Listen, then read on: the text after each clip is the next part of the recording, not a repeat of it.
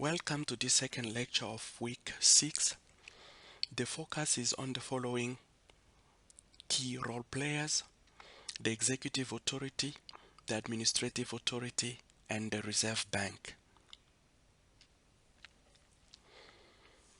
The executive authority of a state is vested in the institution that is tasked to implement the policies and decisions of the legislature as contained in laws, ordinances, by-law proclamations, regulations, white papers, and minutes of meetings at all levels of government.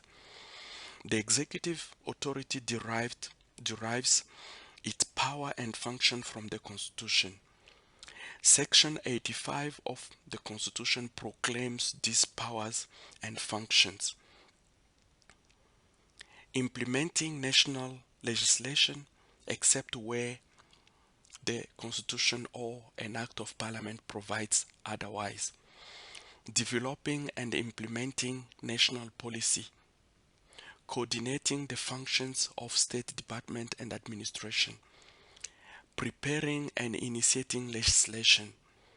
And performing any other executive function provided for in the Constitution or in a national legislation. With this broad outline of functions, it is clear that the executive has a critical role to play in financial matters. It is also important to note that members of the cabinet are accountable to Parliament both as individuals and as a collective. Although it is generally acceptable to cluster the administrative authority within the executive authority, in this module, the executive and administrative authorities are considered separately. The administrative authority, also known as the bureaucracy, refers to line function departments that provide services directly to the people.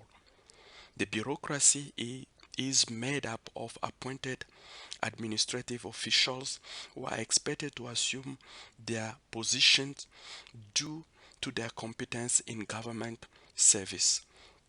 The Director General is referred to as the accounting officer of his or her department.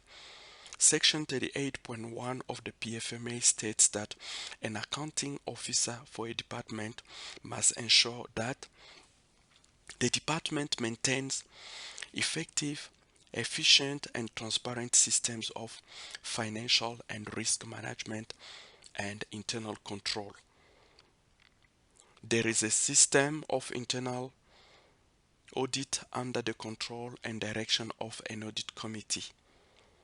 An appropriate procurement and provisioning system which is fair, equitable, transparent, competitive, and cost-effective is put in place.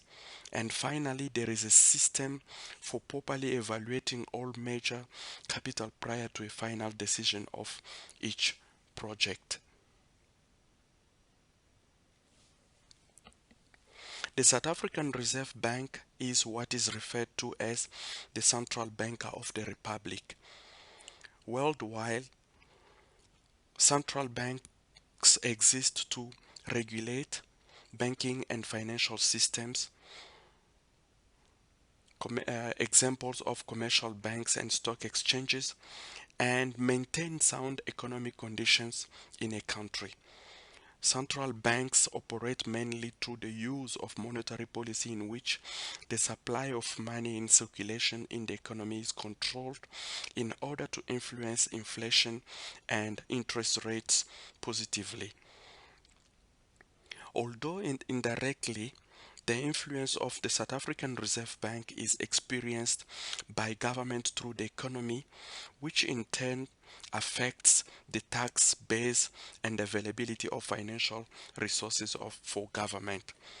The central bank is constitutionally required to cooperate with and advise the Minister of Finance on matters of monetary and fiscal policy.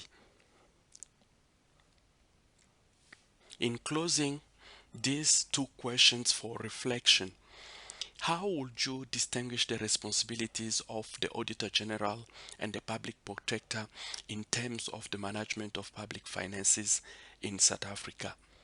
What is your analysis of the role played by the executive authority in public financial management?